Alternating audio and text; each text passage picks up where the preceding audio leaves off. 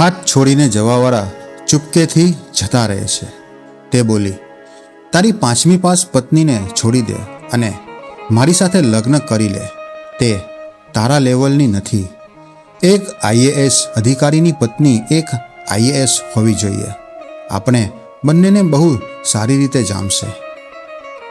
જ્યારે મારા લગ્ન થયા હતા ત્યારે હું BA પાસ હતો અને મારી પત્ની દર્શના 5મી પાસ હતી. પરંતુ તે મારા ઘરવાળાને પસંદ આવી ગઈ. હું ભણવામાં હંમેશા હોશિયાર હતો, પરંતુ જલ્દી લગ્ન થઈ જવાના કારણે મને કોમ્પિટિશન પરીક્ષાની તૈયારી કરવાનો ટાઈમ જ મળ્યો નહીં. હવે લગ્ન થઈ ગયા હતા તો કામ કરવું જરૂરી હતું. હું કોઈ કામ ધંધા કરવા વિશે વિચારી જ રહ્યો હતો, કારણ કે મારા ઘરની પૂરી જિમ્મેદારી મારા ઉપર જ હતી. ત્યારે મારી પત્ની દર્શના મને બોલી, તમે કોમ્પિટિશન પરીક્ષાની તૈયારી કરો અને હું કમાઈશ. મેં કહ્યું, તું કઈ રીતે કમાઈશ? ત્યારે તેને કહ્યું કે હું સિલાઈ કામ જાણું છું.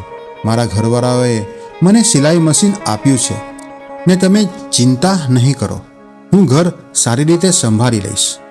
તમે ફક્ત તમારું ધ્યાન ભણવામાં રાખો. મને તમારા પર પૂરો ભરોસો છે.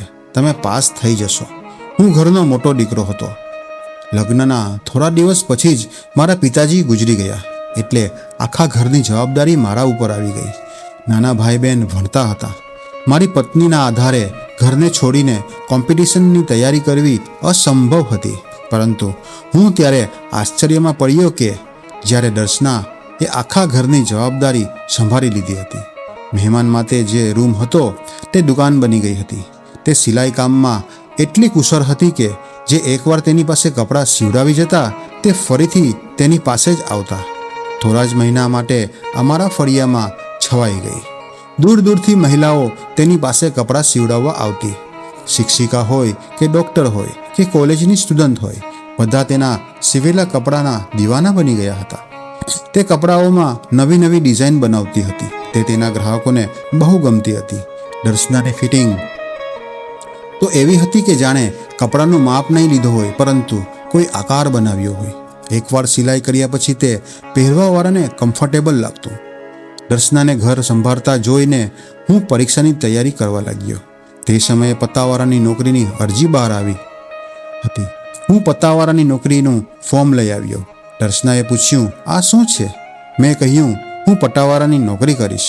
ત્યારે તેને મને કહ્યું, મને કોઈ પટ્ટાવાળાની પત્ની નથી બનવું. કોઈ મોટી નોકરીની પરીક્ષા આપો.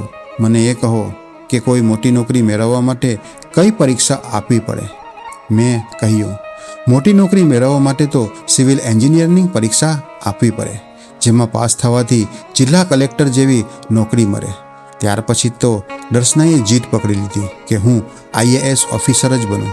સાચું કહું તો આટલી મોટી પરીક્ષા પાસ કરવાનું સપનામાં પણ નહોતું વિચાર્યું.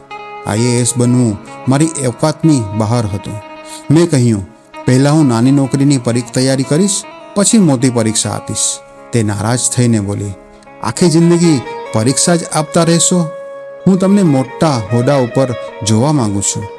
તેમ કહીને પટ્ટાવાળાના ફોર્મને ફાડીને ફેંકી દીધું. તે દિવસ મારી જિંદગીનો મહત્વનો દિવસ હતો.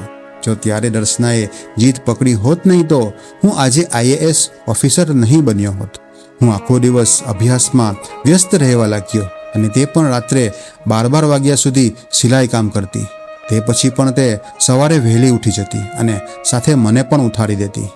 ફરીથી રાત્રિના સમયે ખડખડ કરતું તેનું મશીન ચાલવા લાગતું અને ત્યાં હું પણ પુસ્તકોમાં ખોવાઈ જતો હતો. તે ચાલતું મશીન છોડી વચ્ચે મને ચા પણ બનાવીને આપતી. કોણ જાણે તે કઈ માટીની બની હતી. તે થાકતી જ ન હતી. બસ તેનું એક જ સ્વપ્ન હતું કે મને મોટો માણસ બનાવવો છે. એનું એક કારણ એ પણ હતું કે તે બહુ ઓછું ભણેલી હતી. તેના ગામમાં 5મી સુધી જ સ્કૂલ હતી. 5મી પાસ કરતાં જ તેને સ્કૂલ છોડાવી દીધી. તેના મનમાં અભ્યાસ નહીં કરવાનો વસવસો હતો. એક ઘા હતો. તે એ ઘાને મારી મોટી નોકરીથી ભરવા માંગતી હતી. ક્યારેક ક્યારેક તે સિલાઈ મશીન ઉપર માથું રાખીને સૂઈ પણ જતી હતી. ત્યારે હું તેને મારી બાહોમાં ઉપાડીને રૂમમાં લઈ જતો હતો. જ્યારે પણ તેનો સાહસ અને હિંમત જોતો હતો ત્યારે મારા મનમાં મહેનત કરવા ડબલ જોશ આવી જતો. તે હંમેશા મારાથી પહેલાં ઉઠી જતી પણ ક્યારેક હું તેનાથી પહેલાં ઉઠી જતો અને તેના ચહેરાને નિહાળતો. તેની સૂતેલી બંધ આંખો બહુ પ્યારી લાગતી હતી. ઊંઘમાં પણ તેના માસૂમ ચહેરા પર એક કશિશ દેખાતી હતી. દિલ કરતું કે કલાક સુધી તેને જોયા જ રાખું. તે અમારા ઘરની માં હતી. સિલાઈ કરતાં કરતાં પણ તે બધાની જરૂરિયાતોનો ખ્યાલ રાખતી. કોને શું જોઈએ છે, કેટલા પૈસાની જરૂરત છે તે માંગ્યા વગર જ આપી દેતી. તેને પોતાના માટે જીવતા જ આવડતું ન હતું. અમારા બધા માટે તેને પોતાના જીવનને હોમી દીધું હતું. જે દિવસે મારું રિઝલ્ટ આવ્યું હતું તે દિવસે તેના ચહેરાની ખુશી જ જોતાં જ દેખાતી હતી. આખા શહેરમાં મારું સ્વાગત થયું હતું. બધાએ મને શુભેચ્છાઓ આપી. ત્યારે પત્રકારોએ મને પૂછ્યું કે તમારી આ સફળતાની પાછળ કોનો હાથ છે? ત્યારે મેં એક જ નામ દીધું હતું, મારી પત્ની. આટલું જ સાંભળતા દર્શનાની આંખો ભીની થઈ ગઈ. તેના માટે એ 2 શબ્દ ગુરુ દક્ષિણા સમાન હતા. ક્યાં એમ કહો કે તેની રાતોની ઊંઘ પૂરી કરવાનું ઇનામ હતું. 5મી પાસ પત્નીએ મને સિવિલ સેવાઓમાં ટોપ કરાવી લીધો. હું તેનો આભારી હતો. મારું રિઝલ્ટ આવ્યું તે દિવસે તે આટલી નાચી હતી કે બીમાર પડી ગઈ. ત્યારે મેં તેને કહ્યું, પાગલ થઈ ગઈ છે કે શું? આટલું બધું કેમ નાચે છે? તો બોલી, આજે ખુશીનો દિવસ છે. નાચતી નહીં તો દિલમાં એક ઈચ્છા રહી જાત. ગોજારી આ ઈચ્છાને દિલને હંમેશા દુઃખ આપે છે. તે મારી ગુરુ હતી. સફળતા મળ્યા પછી જશ્ન મનાવવાનું પણ મેં તેની પાસેથી જ શીખ્યું હતું. તે મારી નાની બહેન અને નાના ભાઈની માં હતી. તેણે એ બંનેને ક્યારેય એવો અહેસાસ જ થવા લીધો નથી કે તે તેઓની ભાભી છે.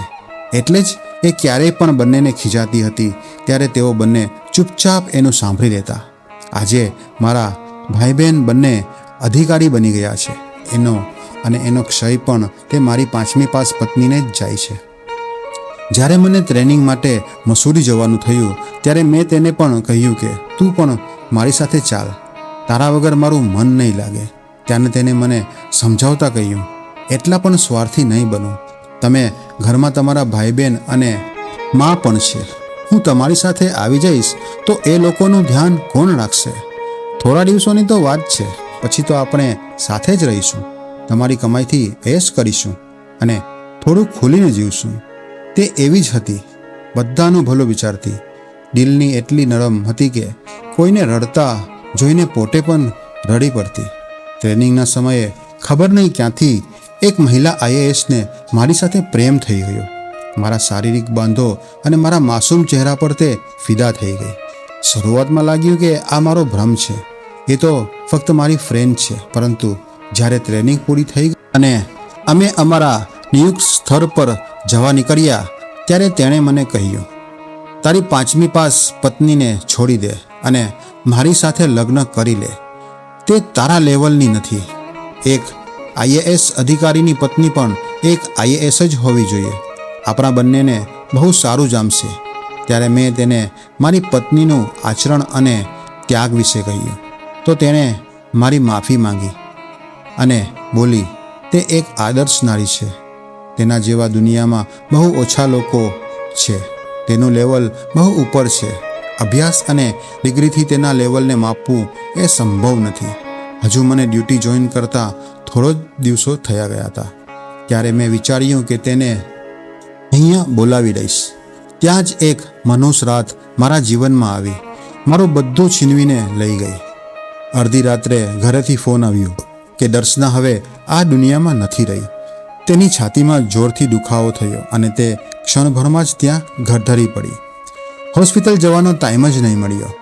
તે જિંદગીના એવા વળાંકમાં મને એકલો મૂકી ગઈ જ્યાંથી ખુશીઓ મનાવવાની બાકી હતી, જ્યાં મન ભરીને જીવવાનું બાકી હતું, તેની સાથે મજાક મસ્તી કરવાની બાકી હતી, કલાકો સુધી તેના હસતા ચહેરાને નિહાળવાનું બાકી હતું. હજુ હમણાં તો જીવવાની ફુરસત મળી હતી અને તે અલવિદા કહી ગઈ. આવું પર કોઈ કરતું હશે? આજે તેના મૃત્યુને 15 વર્ષ થઈ ગયા. હું આજે પણ એકલો જ છું. તેની યાદો સિવાય મારી પાસે બીજું કાંઈ નથી. આટલી મોટી નોકરી શું કામની? જેને મોટો બનાવ્યો એ જ મારી સાથે નથી. હવે તો માં પણ નથી રહી. ખબર નહીં હું કેમ જીવું છું. કાશ અમારું કોઈ સંતાન હોત તો તેમાં દર્શનાનો અંશ જોઈને જીવી લેત. જ્યારે પણ હું અભ્યાસ કરીને થાકી જતો ત્યારે એ મને કહેતી, થોડો હજુ અભ્યાસ કરી લ્યો. જ્યારે તમને નોકરી લાગી જશે ત્યારે તમારો હાથ પકડીને દુનિયા ફરીશ, પરંતુ તે પાગલ તો મારી સાથે શહેરમાં પણ ફરી શકી નહીં. હવે ફુરસદ પણ છે અને પૈસા પણ છે, પરંતુ તે નથી. જેની સાથે બધા જન્મો વિતાવવાની આરજુ હતી તે બહુ યાદ આવે છે. તે સોનેરી તડકા જેવી હતી અને ઘટાદાર છાયડા જેવી હતી. તેને યાદ કરતાં કરતાં દિવસો વીતી જાય છે, રાત આંખોમાં વહી જાય છે. એક તબક્કો થઈ ગયો, પરંતુ તેની યાદ હજુ રહીને આવે છે. ચારે બાજુ દુનિયાનો મેરો છતાં પણ આ દિલ તેના વગર એકલું છે. લાખોમાં પણ પોતાને એકલા જોઉં છું. લાગે છે કે હું રડું છું. જ્યારે હું હસું છું ત્યારે દિમાગ કહે છે સબ્ર કરી લે, હવે તે આ દુનિયામાં નથી. પરંતુ દિલ કહે છે તેને મહેસૂસ કર, તે અહીંયા જ ક્યાંક છે. તે હમણાં જ આવશે અને હવા બનીને મને સ્પર્શ કરી જશે. રાત્રે તેનો અવાજ સાંભળીને જાગી જાઉં છું, જાણે કે તે એમ કહે છે હવે તો ઉઠો, કેટલા વાગ્યા સુધી સૂતા રહેશો. પરંતુ જેવી આંખ ખુલે છે તે ક્યાંય નથી દેખાતી. કાન લગાવીને સાંભળવાની કોશિશ કરું છું, છતાં પણ તેમના પાયલનો ઝંકાર ક્યાંય સંભળાતો નથી. ક્યારેક જ્યારે રાત્રે દિલ બેચેન થઈ જાય છે ત્યારે હું દર્શનાની સિલાઈ મશીન ચલાવવા લાગું છું.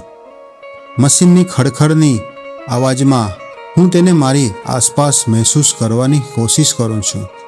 ખાલી આંખોમાં તેને શોધવાની કોશિશ કરું છું.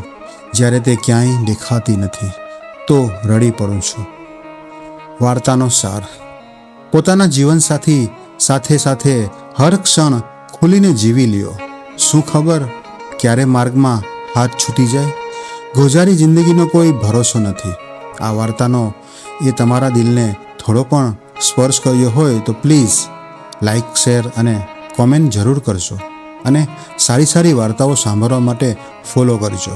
સમય કાઢીને વાંચવા સાંભળવા બદલ તમારો ધન્યવાદ. આભાર.